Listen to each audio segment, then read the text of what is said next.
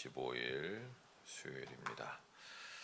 오늘 우리 하나님께 드릴 찬양은 찬송가 221장이 되겠습니다. 찬송가 221장 우리 기도하시는 마음으로 함께 읽는 것으로 주님께 찬양을 올려드립니다. 주 믿는 형제들, 사랑의 사귐은 천국의 교제 같으니 참 좋은 친교라. 하나님 보좌 앞 다 기도드리니 우리의 믿음 소망이 주 안에 하나라. 피차의 슬픔과 수고를 나누고 늘 동고동락하면서 참 사랑 나누네. 또 이별할 때 마음 비록 슬퍼도 주 안에 교제하면서 또 다시 만나리. 아멘. 이별할 때 이사를 가시거나 해서 이별하는 경우도 있고, 또 먼저 돌아가시거나 해서 우리가 다시 이 땅에서는 다시 만날 수 없을 때도 있죠. 그래서 어떤 분들은 너무 정주지 말아라, 헤어질 때 너무 아프다, 그렇게 생각하시고 일정한 거리를 늘 두시려고 하는 분들도 계십니다만, 그거는 또 사람 사는 게 그렇게 냉정하고 차가워서는 또 안 되는 거니까, 아플 때 아프더라도 함께 있을 때는 서로 사랑하고 서로 진심으로 함께하고 정을 나누고, 그렇게 우리가 살아야 하는 것이라고 알고 있고 또 그렇게 믿고 있습니다. 우리의 그리스도 안에서의 형제자매됨이 오늘 찬양처럼 정말 천국의 교제 같은 참 좋은 친교가 더욱더 풍성해지시고 주님 안에서 아름다운 모습으로 더욱더 곱게 복되게 그렇게 우리의 교제가 승화되어지는 그런 멋짐이, 그런 아름다움이 다 있게 되시기를 주님의 이름으로 축원합니다. 기도드리겠습니다. 주님, 오늘도 우리에게 새날을, 생명을 허락하심을 감사합니다.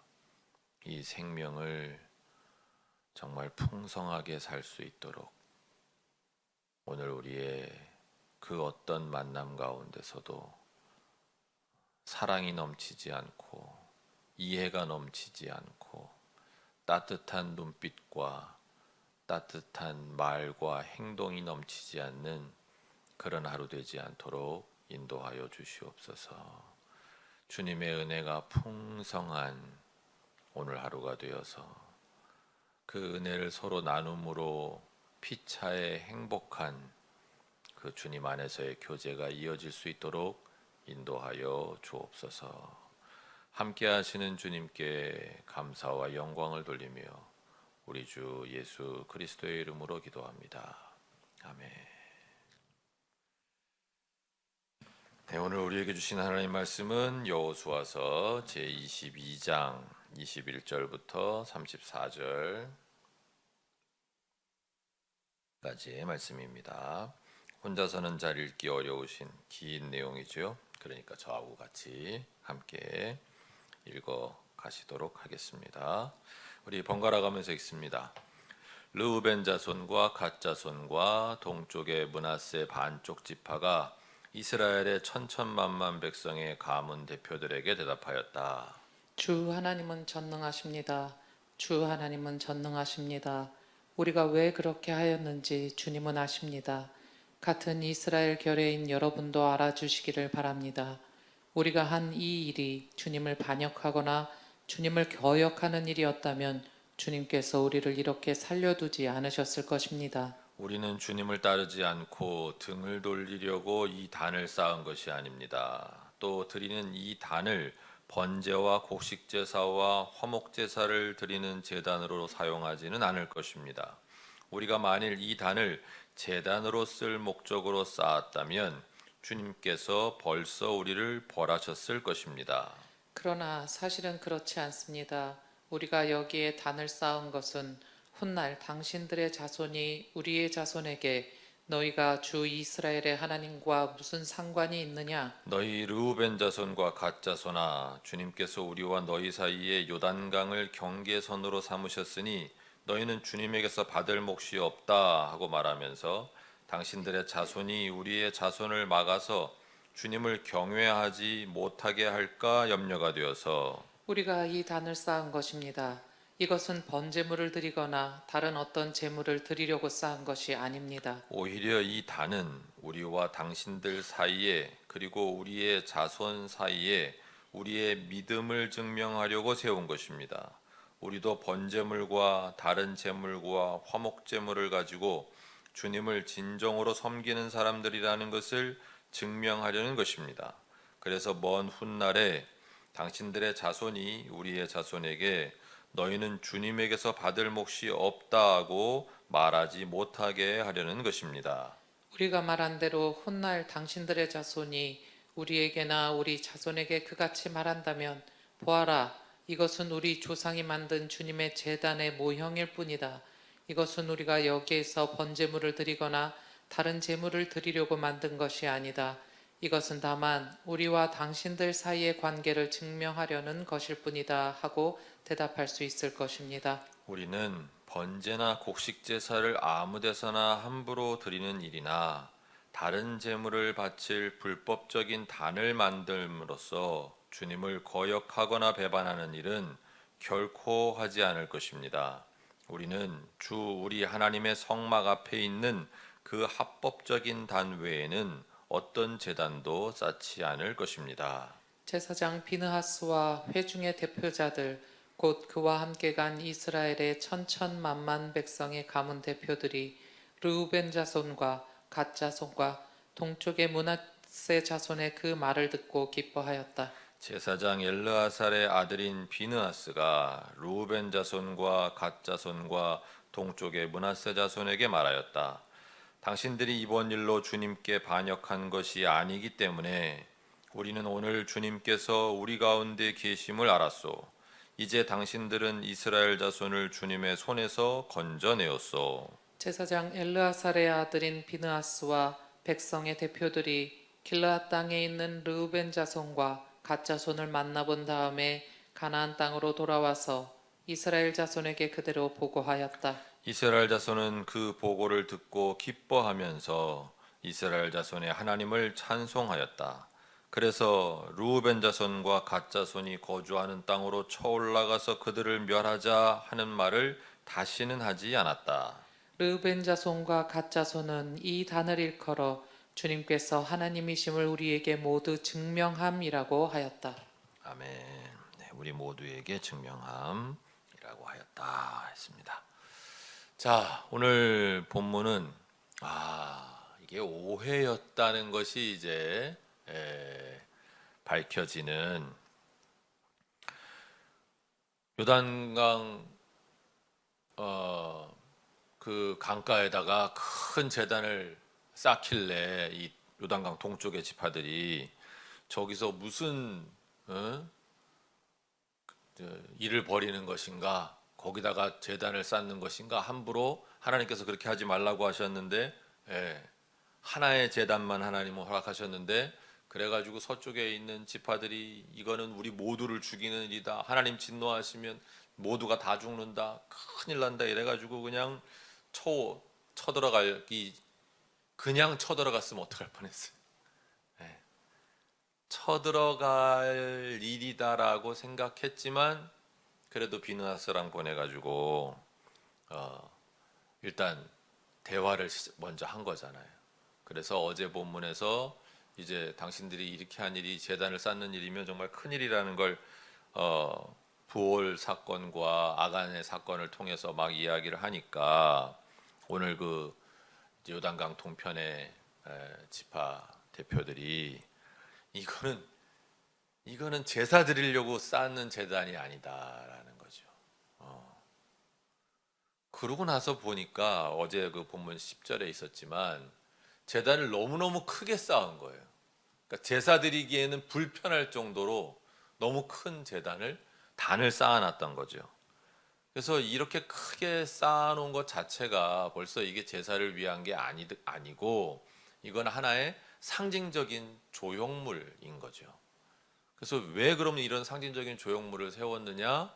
뭐 우리끼리는 서로 같이 전투에 참여하고 같이 먹고 자고 했으니까 그럴 일이 없겠지만 뭐 세대가 거듭거듭 진행이 돼서 먼 훗날이래 봐야 우리를 기억하지 못할 당장 뭐 70년, 80년, 100년만 지나도 당신들의 자손들이 우리 자손들한테 요단강 때문에 서로 왕래가 없었으니까 야 니네가 무슨 우리랑 한민족이야 니네랑 우리랑 뭔 상관이야 그렇게 될까봐 그렇게 될까봐 하나의 우리는 모두 하나다 우리가 다 같은 하나님의 백성들이다 라고 하는 그 관계를 증명하려고 오늘 본문 28절에 그랬죠. 이것은 다만 우리와 당신들 사이의 관계를 증명하려는 것일 뿐이다 하고 대답할 수 있을 것입니다 했던 거죠. 그래서 이제 오해가 풀리고 나니까 어떤 현상이 일어나요? 기쁨이 오해가 풀리고 나니까 오히려 아무 일도 없었던 것보다 더한 기쁨이 이제 모두에게 찾아오고 그래서 하나님께 찬양을 돌리고 30절에도 그 말을 듣고 기뻐하였다 그랬고 33절에 이 대표단이 돌아가서 보고하니까 그 보고를 듣고 또 이스라엘 자손들이 다 기뻐하면서 이스라엘의 하나님을 찬송하였다 그랬습니다. 자, 이 말씀이 오늘 우리에게 어떻게 적용이 되면 좋겠습니까? 오늘 우리도 뭐 우리 사회가 너무나도 뭐 이런저런 이유로 갈라져 있고 서로 간에 대화가 안 되고 단절되어 있죠. 제가 주일 설교 때도 몇 주 전에 그런 말씀 드렸지만 어디 가서 나의 정치적인 견해를 밝히기가 조심스러워요. 네. 거기에 나와 정치적인 견해가 다른 분이 있으면 아주 이제 그때부터 서로 대화가 너무너무 힘들어진다는 걸 알기 때문에 또 나와 출신 지역이 다른 분들하고 대화하는 것도 아주 조심스러워요. 나와 성적으로 다른 분들하고 대화하는 것도 아주 조심스러워요. 편안하게 이야기하기가 나의 입장을 밝히는 것이 아주 조심스러워요. 어려워졌어요. 물론 서로를 배려하기 위해서 내가 신경을 쓰고 이렇게 대화를 풀어가는 그런 의미에서의 어려움이라면 그건 필요한 것이지만 그게 아니라 그냥 나와 다른 생각을 가지고 있는 사람들하고 한 자리에 있는 것 자체가 그냥 불편할 정도로 서로 대화가 안 되고 지금 그런 상태까지 온 거죠. 정말 단절의 상태까지 온 거죠. 이것이 우리 한국 사회의 이제 현실입니다. 그러나 과연 이게 이제 교회 안에서도 마찬가지인 거죠. 교회 안에서도 서로 정치적인 견해가 다르면 아주 불편하고 또 신학적인 차이들도 있어요.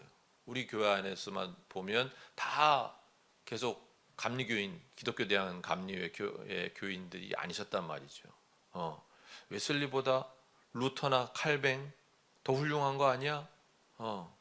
또 그 외에 또 다른 교파의 전통을 가지신 분들은 또 서로 약간씩 신학적인 견해가 다르단 말이죠. 그 다른 것 때문에 대화를 나누다 보면 불편한 거예요. 저 사람 왜 이렇게 나를 가르치려고 들지? 이래서 불편하기도 하고, 내 이야기를 할 때 상대의 반응이 그 마뜩찮아하는 그 표정 때문에 또 나도 불편하고 서로 불편하고. 그럼 우리는 따로 가야 되는 거냐? 따로 가야 되는 거냐? 싸우기 싫으니까 그냥 말 섞지 말자, 이렇게 해야 되는 거냐? 오늘 교재에서는 하지만부터 제가 읽어드릴게요. 하지만 요단강 서편에 세워진 제단을 두고 벌어진 지파들 사이의 긴장과 그 해소 이야기는, 오늘 이제 해소가 됐잖아요. 그 긴장이 다 오늘 우리에게 희망을 던져주고 있습니다. 하나님을 향한 그 중심이 바로 서 있기만 하다면, 열린 마음으로 대화할 때 다른 모든 조건들은 오히려 하나 되는 기쁨을 더 풍성하게 만들어 줄 것이기 때문입니다. 그렇죠. 그러니까 우리가 우리의 본질, 하나님을 향한 그 중심, 그건 다 있단 말이죠. 나랑 정치적인 견해가 같은 사람이든 나랑 정치적인 견해가 다른 사람이든 우리가 그 하나님을 향한 중심만 바로 서 있다고 한다면, 오히려 그런 서로의 다름이 우리의 이해를 더 풍성하게 하고, 내가 저런 면을 못 봤구나. 그렇지, 저렇게도 생각해 볼 수 있지. 전 남성이니까 남성을 예로 들면 여성들은 저렇게 생각할 수 있구나. 그렇지, 난 남성이다 보니 저 입장에 내가 서보지 못했네. 내가 경상도라면 전라도 분들이 말씀하는 걸 들으면서 저분들도 하나님을 향한 그 중심이 있는 건 나랑 똑같네. 근데 저분들 입장에서는 저렇게 생각할 수 있겠구나. 삼국 통일, 삼국 통일 이후로, 신라 시대 말이에요. 신라 백제 고구려 그때 이후로 얼마나 오랫동안 충청도 분들은 그렇지, 저분들은 그 사이에 껴서 또 얼마나 힘들었을까. 그래서 저분들 저렇게 말씀하시는 거. 이렇게 이해의 폭이 넓어질 수 있다는 거죠. 지역적으로도 내가 보수면 진보적인 분들을 만나서 대화를 나누면서 저분들도 하나님에 대해서 중심이 있구나. 근데 저분들 생각은 또 저런 면이 있구나. 이렇게 오히려 나의 그 이해의 그 지평을 넓혀갈 수 있다는 거죠. 이렇게 세상이 다양하구나. 이렇게 참 하나님이 정말 이 다양함을 너무, 그 다양함 때문에 아름답게. 그렇잖아요. 세상이 여러분 한 가지 색이면 얼마나 재미없겠어요. 아무리 제가 파란색을 좋아한다 그래도 온 세상이 다 파래. 얼마나 재미없겠어요. 얼마나 재미없겠어. 아무리 내가 빨간색을 좋아해도 온 세상이 다 빨개. 저도 빨간색 참 좋아하는데 그건 아닌 것 같아요. 온 세상이 다 빨가면 어떡하겠어요.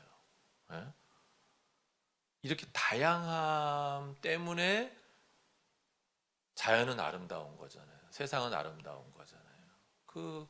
다 녹색인 것 같아도 그 녹색의 그 채도가 아주 연한 연두빛, 저는 그건 너무 좋아하거든요. 봄에 초봄에 그 연한 연두빛, 그거 보고 있으면 정말 막 너무너무 막 생명의 그 에너지를 느끼는 것 같고, 그래서 너무 좋아하는데, 근데 또 연두빛은 너무 짧게 지나가긴 하지만, 그래도 지금도 또 가만 보면 연두빛도 있고, 또 연한 녹색도 있고, 진한 녹색도 있고, 청록도 있고, 거의 뭐 파란색인가 검은색인가 싶을 정도로 진한 녹색도 있고, 뭐 이런 다양함이, 그 사이사이에 피어 있는 꽃들의 막 노란색, 빨간색, 흰색 막 이렇게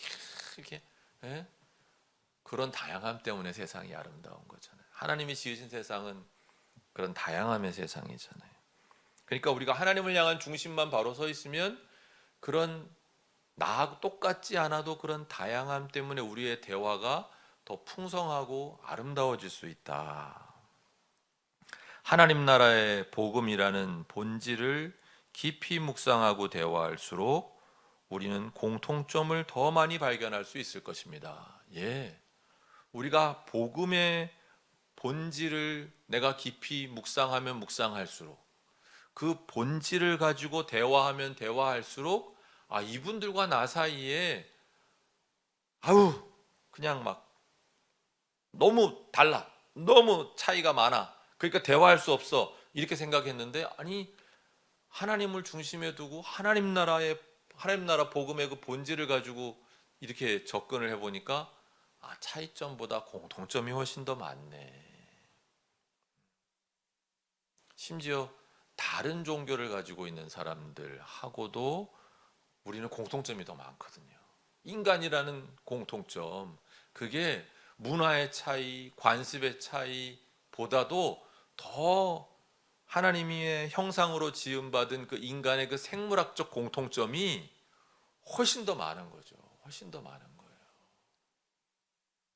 여러분, 우리는 흑인이라는 표현 써도 되나요? 어쨌든 우리보다 피부색이 검은 분하고 결혼해도 아이를 낳을 수 있어요. 나보다 피부가 허연 분하고 결혼해도 아이를 낳을 수 있어요. 그거 무슨 얘기예요? 우린 같은 종이라는 거예요.